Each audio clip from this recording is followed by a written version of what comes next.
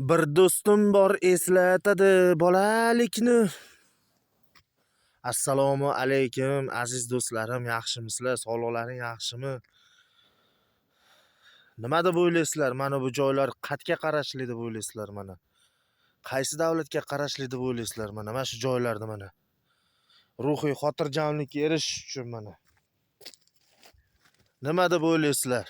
Qaysi joyda ekan shu joylar? Mana bu Yevropa emas bu.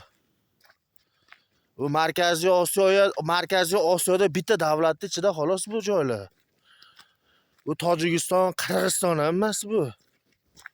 Bu O'zbekiston. O'zbekistonning tog'li joylari, qadrli joylari. Mana kelsangiz faqat dam olgani, shashlik qilib yeb ketgani, keyin oilaviy kelsangiz mazza qilib bir kun dam olib ketsangiz borib betlarda shunaqa mazza qilasiz. Shunaqa mazza qilasiz. Ayniqsa beta keyin bo'ri ham yo'q. Kechqurun. Ora-orada shu bitta ikkita itlar akillaganini eshitib qolmasiz. Lekin beta bo'ri degan narsani o'zi yo'q. Mana joylarga qaranglar mana. Chiroyli joylar. Umuman mazza qiladigan joylarda. Ammo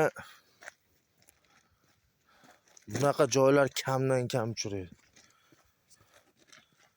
2000-3000 dollarda ayamasdan bir bekorga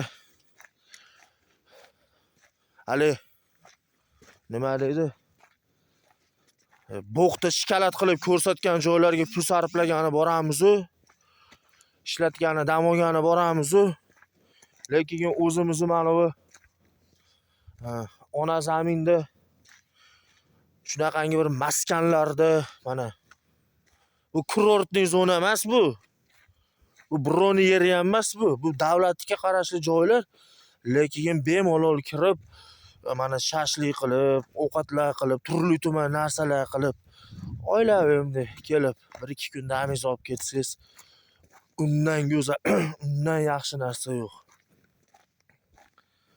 Mana men umuman hayolimga kelmagan narsalarni ko'ryapman.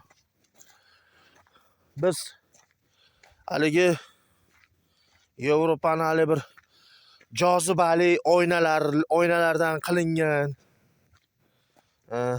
bir ikkita palma daraxtlar ekib qo'yib deb osiltirib qo'ygan joylariga 1,5 dollar, 2000 dollar, kerak bo'lsa 5000 dollarlar ham ayamasdan boryapmiz-da.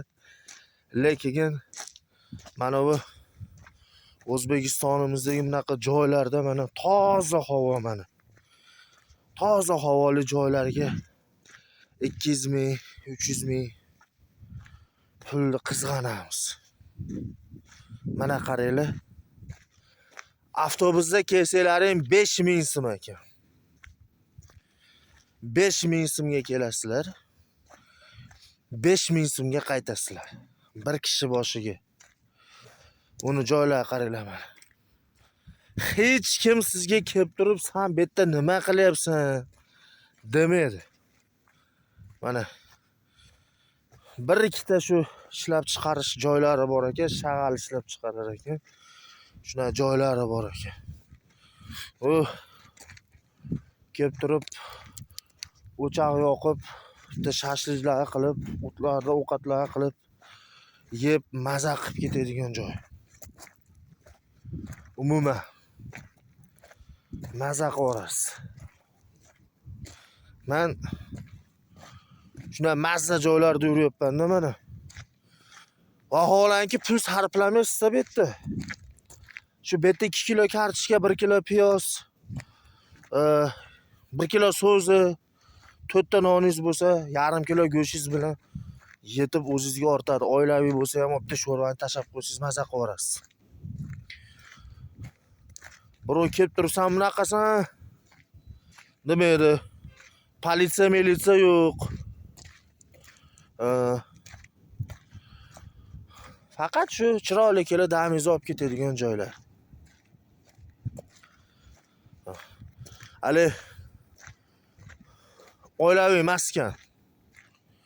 Mashina joylarda mana chiroyli joylar qilib mana o'tirib damiz olib, maza qilib ketganingizga yetmaydi. Yevropani dengiz ko'rmaganman deysiz. Dengizga boraman deysiz. Okean deysizmi? Baraka topkur. Agar o'sha borayotganlar, dam olgani borganlar, shuna joyda yurganlarni ko'rsangiz, duvorasida. Mani maslahatim kelinglar mana damda olinglar.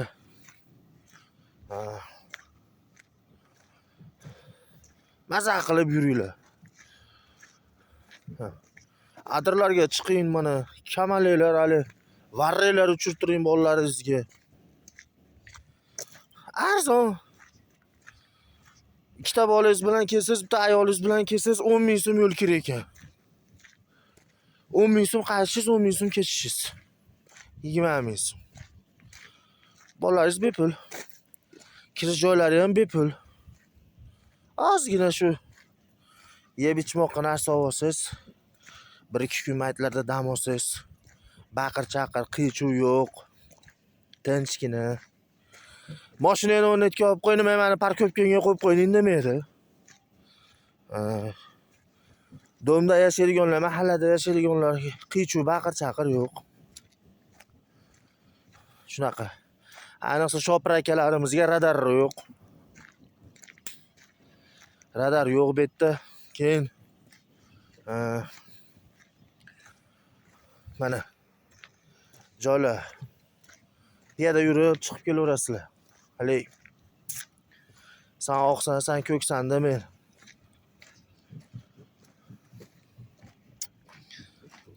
Shunaqa. Mashinada kelsangiz mana Oltiariq, Farg'ona viloyati Oltiariq tumanida ekan.